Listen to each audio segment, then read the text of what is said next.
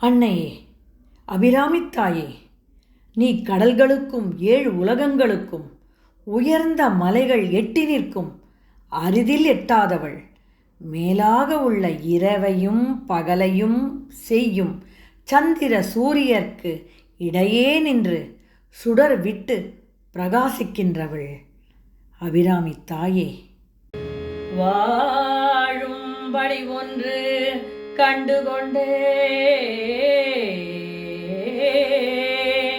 மனத்தே ஒருவர் வீழும்படியன்று வெள்ளும் படியன்று வேலை நிலம் 7 பருவரை 8 எட்டாமல் இரவு பகல் சூழும் சுடர்க்கு நடுவே கிடந்து சுடர்கின்றதே.